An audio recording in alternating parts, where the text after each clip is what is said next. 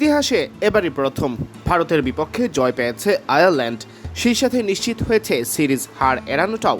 তবে সিরিজের দ্বিতীয় ও শেষ ম্যাচে জিতে গেলে রচিত হবে নতুন ইতিহাস। এবার সেই ইতিহাস গড়ার দিকেই নজর আইরিশদের। দুই ম্যাচের এই সিরিজের দ্বিতীয় ম্যাচ ভারত হারলে সিরিজ তো হারবেই, হবে হোয়াইট ওয়াশ। লড়কান টাকার এখন সেই লক্ষ্য পূরণেই মশগুল। প্রথম ম্যাচে ধৈর্যর ফল হাতে নাতে আসার পর স্বাগতিকরা এবার আরও বেশি আশাবাদী। আইরিশ অধিনায়ক বলেন, এই জয়টা সত্যি দারুণ বিশেষ কিছু। আমরা অনেক লড়াই করে ম্যাচটা জিতেছি। মাঝে মধ্যে কঠিন সময় এসেছে, কিন্তু আমরা হাল ছাড়িনি। নিজেদের পরিকল্পনায় অটল ছিলাম। আমার মনে হয় শুরুতে ভারতীয় বোলাররা দারুণ বল করেছে। তারা ভালো লেন্থে ধারাবাহিকভাবে বল করেছে, তাই ভালো শট খেলা আমাদের জন্য কঠিন হয়ে পড়েছিল। কিছু সময়ের জন্য ম্যাচটা যেন টেস্ট ক্রিকেটের মতোই মনে হচ্ছিল।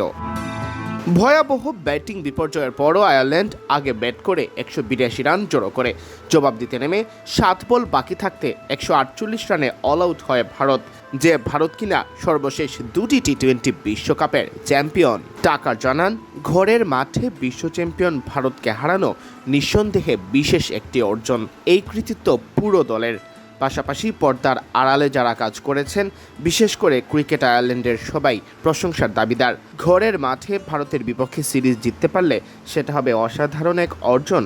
ছেলেরা আবার এখানে ফিরে এসে মাঠে নামার জন্য মুখিয়ে আছে।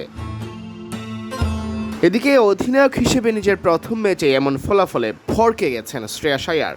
ভারতীয় অধিনায়ক বলেন, হ্যাঁ, অধিনায়ক হিসেবে দারুণ শুরু। যা হয়েছে তা ভুলে যেতে হবে। এই ম্যাচ থেকে শেখার অনেক কিছু আছে। পরের ম্যাচে আমরা পূর্ণ শক্তি নিয়েই মাঠে নামব। কোনো কিছুই ধরে নেওয়ার সুযোগ নেই। প্রতিটি ম্যাচে কঠোর পরিশ্রম করতে হবে, বর্তমানেই মনোযোগ রাখতে হবে, আর যখনই প্রতিপক্ষকে চাপে ফেলার সুযোগ আসবে তা পুরোপুরি কাজে লাগাতে হবে।